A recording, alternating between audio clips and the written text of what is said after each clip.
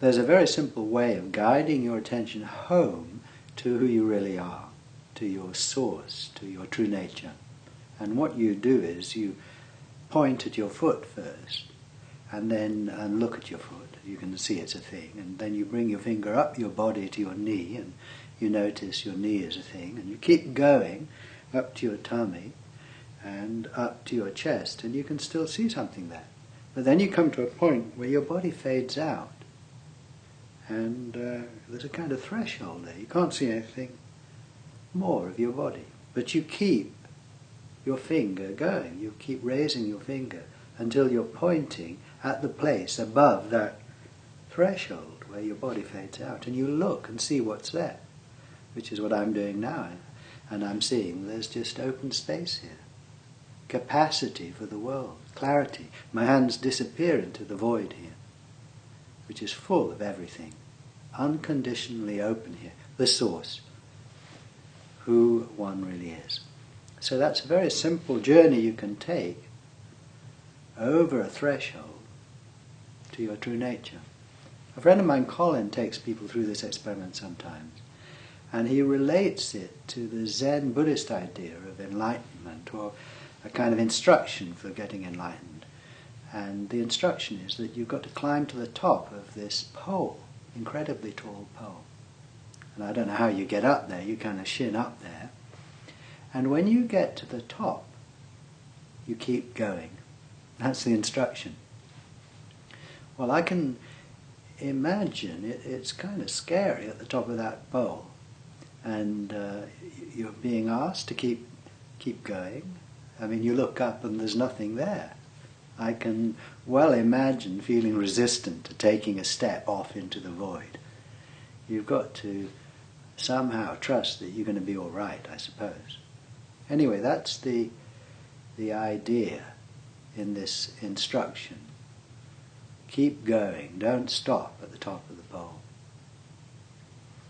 Well, Colin relates this to the coming up your body, you see. You look down at your body and you can see your legs and your torso, and it's like the pole. And the feet are the bottom of the pole. And you point gradually up your body, you're climbing that pole all the way up. And when you get to this threshold here, that's the top of the pole. There it is, physically visible. Well, the instruction is to keep going, you see. Step off the top of the pole here, right here. This is where it is, into the void. Recently I was giving a workshop, a day workshop, and there were about a dozen people, and a marvellous group of people. And one of the people was a lady who, in a way, was struggling a bit with the workshop. And I don't know if resistant to the whole approach is the right word, probably not. But what's the point of this? You know, what good is it? That kind of thing. And we tried to help her. And anyway, at the end of the workshop, I asked anyone if they'd like to lead us through this pointing experiment. And I do this at the end of workshops sometimes, just invite people to lead us through the experiments, because it's you learn by doing, and if you do the experiment and guide people through, you are able to, you find out what it means to you. And it's also inspiring. I find it inspiring. It's inspiring for others to hear a different expression, really, coming from this wordless source. So when I invited people, then there was a man who volunteered, and he did it, and it was great. And then I said, anyone else like to take us through the pointing experiment? And this lady volunteered. And I thought, oh, well, that's interesting. Oh, I wonder what's going to happen now. So, but great. So she started us off, and she took us slowly up the pole, because I'd introduced this idea of this pole, climbing this pole and stepping off the top earlier in the workshop, and we'd been using it throughout the day, on and off. And there we were climbing the pole with her. And she really got us to look. She was really looking. And we got closer and closer to the top, you see, of the pole. And her voice became quite emotional, and it became quite dramatic. And I really thought, are we going to step off? And she took us to the top. And then she said, keep going, and look. And it was very touching, really. And she had tears in her eyes, and so did I. And it was moving, and had real courage to do that.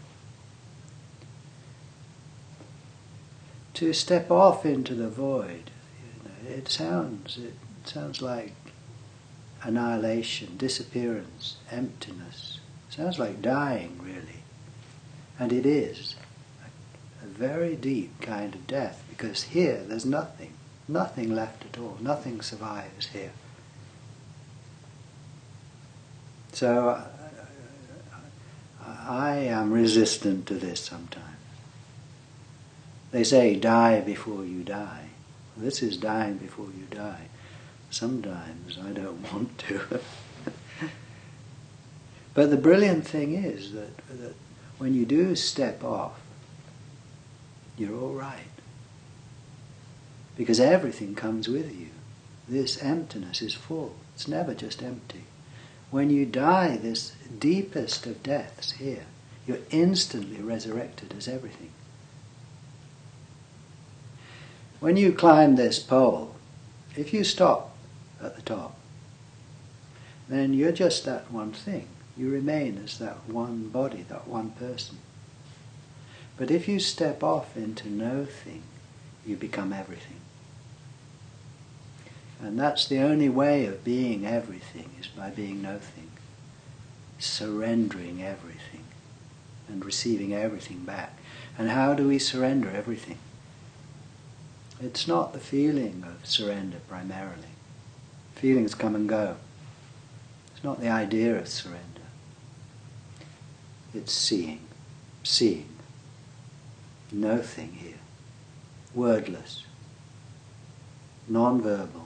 Non-emotional seeing, attention to the place right where you are, at your center, that only you can see. And discovering that within this capacity is everything. The deepest of deaths leads directly to the widest of lives.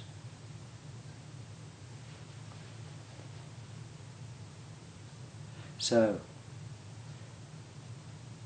climb that pole. When you get to the top,